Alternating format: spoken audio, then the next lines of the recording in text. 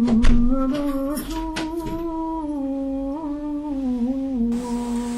alhamdulillah, salatu wassalam ala rasulillah, sallallahu alayhi wa sallam. Allah le Très-Haut nous dit dans le sens du verset: celui qui a tué une âme sans raison, c'est comme s'il avait tué l'humanité entière. Et celui qui a fait vivre une âme, c'est comme s'il avait fait vivre l'humanité entière.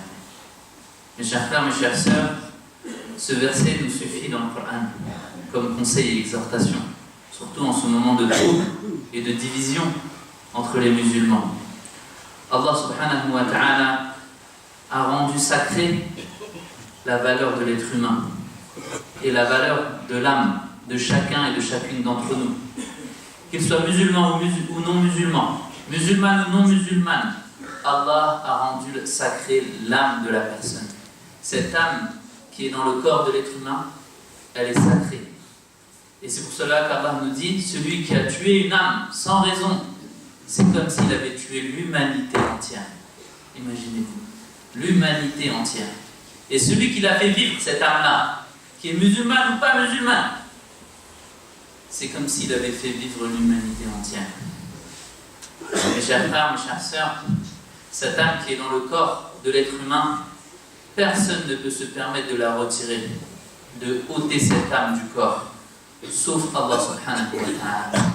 C'est lui qui décide quand est-ce que cette âme sort du corps de l'être humain. Et personne ne peut se permettre de l'ôter. Personne ne peut tuer sans raison.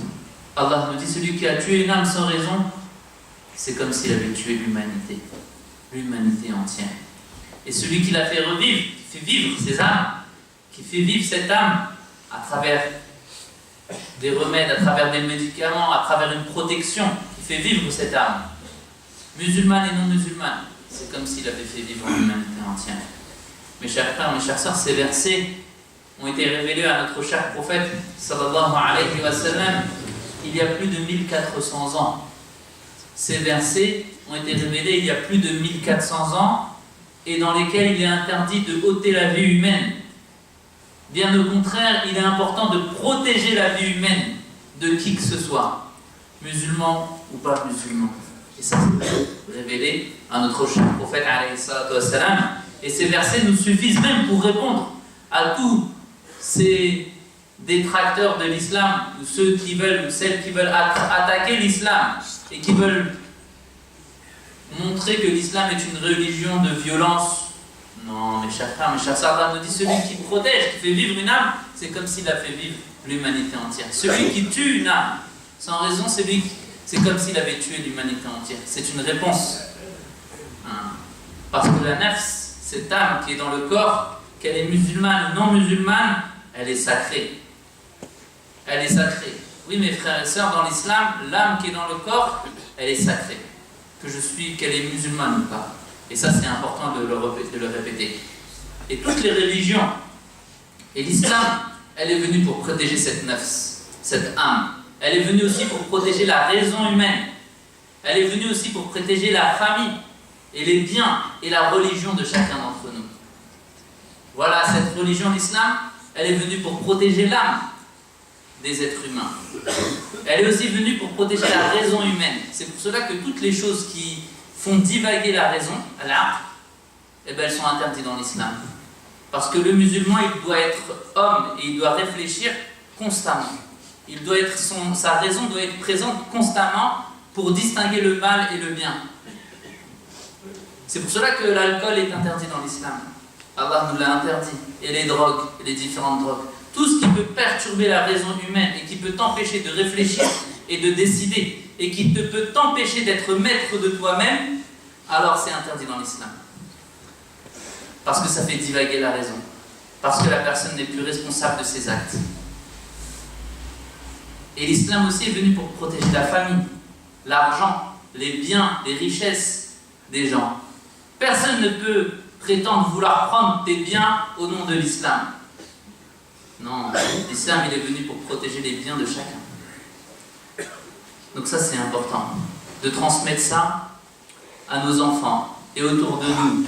Ce message que l'âme de l'être humain est sacrée. Allah l'a rendue sacrée.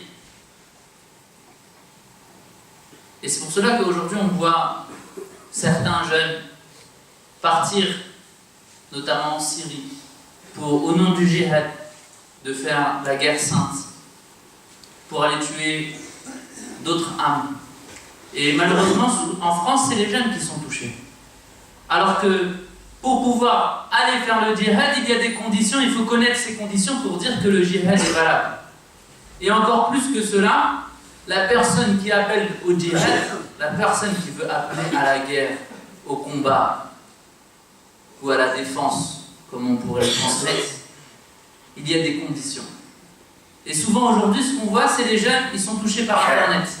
Ils sont contactés par Internet, par des personnes qu'on ne connaît pas, ils ne savent même pas qui ils sont, et ils les appellent à faire la guerre sainte. Alors que pour faire la guerre sainte, il y a des conditions, et celui qui appelle à la guerre sainte, c'est pas n'importe qui. Il doit y avoir des conditions. Mes chers frères, mes chères sœurs, il ne faut pas être ignorant de ce qui se passe. Et il faut parler à nos enfants, pour ne pas être influencés. Parce que les jeunes sont très émotifs. C'est-à-dire qu'ils voient une situation, des vidéos, ils sont touchés, et à ce moment-là, le premier venu va les détourner. Alors qu'en réalité, ces guerres aujourd'hui qu'on voit, ce ne sont pas des guerres de religion. Et ça, il faut être intelligent et réfléchir. Ce sont des guerres politiques, menées par des politiques, par des pays, pour diviser les musulmans. Donc la personne qui s'engage, attention à ne pas être la braise qui allume le feu entre les musulmans. Aujourd'hui, ces guerres que l'on voit et ces combats, c'est les politiques de gouvernement de chaque pays qui les alimentent. Et le jeune, quand il voit ces images à la télé, il ne réfléchit pas. Ou quand il voit sur les médias, il voit « Oh, les musulmans sont touchés ». Chers frères, chères sœurs, réfléchissez comment être utile pour la communauté.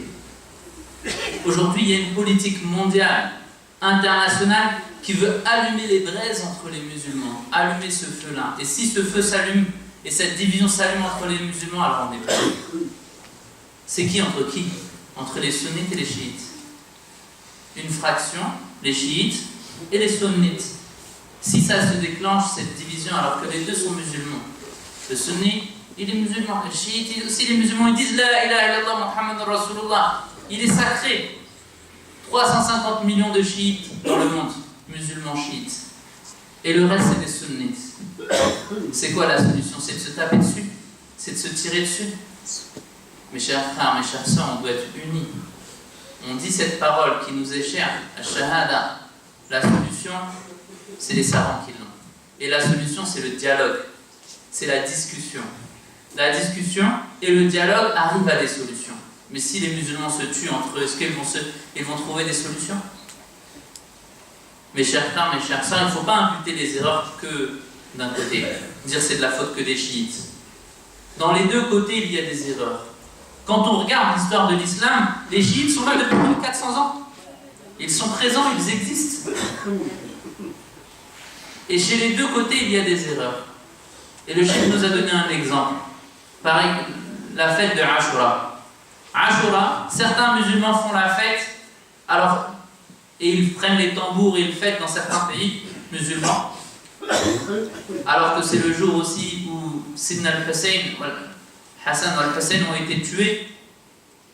Et d'autres musulmans, les chiites, eux, ils se flagellent, ils se fouettent, parce que c'était une catastrophe, c'est le jour où les petits-fils du prophète, alayhi salatu wassalam, ils se sont fait tuer, assassiner, avec injustice. Donc, vous voyez, un qui allume le feu en disant « moi je suis content », parce que c'est Ashura, et l'autre qui se flagelle. Alors qu'en réalité, nous, cette communauté, et nous en tant que musulmans, on doit être la communauté du juste milieu. La communauté qui rectifie et qui construit, mais qui ne détruit pas. Cette communauté, elle doit être celle qui construit, celle qui protège les gens.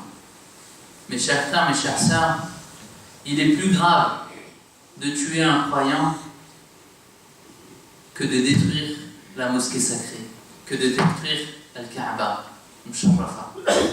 Cette pierre noire qui est à la Mecque, il est moins grave de la détruire que de tuer un croyant. Et si tous les gens, et tous les habitants, et toutes les créatures des cieux et de la terre se réunissaient et complotaient pour tuer un croyant avec injustice, alors Allah les enverrait tous et les jetterait tous dans l'enfer. Pour montrer l'importance de l'âme humaine et l'importance du croyant. Il est même rapporté dans les récits que cette division et cette tentation qui sévit dans le monde est endormie. Et maudit soit celui qui la réveille. Maudit soit celui qui réveille cette division et cette perversion sur terre. Mes chers frères, mes chères sœurs, donc, il est important de transmettre ce message que l'âme, telle qu'elle est, musulmane ou non musulmane, elle est sacrée. Et on doit la protéger. On doit être cause de faire revivre les gens, protéger les gens. Car si on tue une âme avec injustice, alors c'est comme si on avait tué l'humanité entière.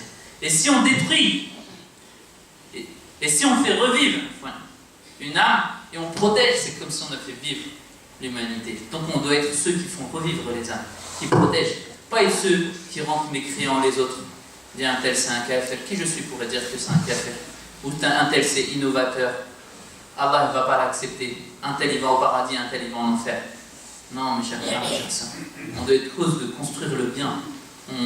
Grâce à nous que le bien doit se propager dans le monde. Grâce à nous, parce qu'on est la communauté qui transmet la paix. Cette communauté, elle transmet la paix.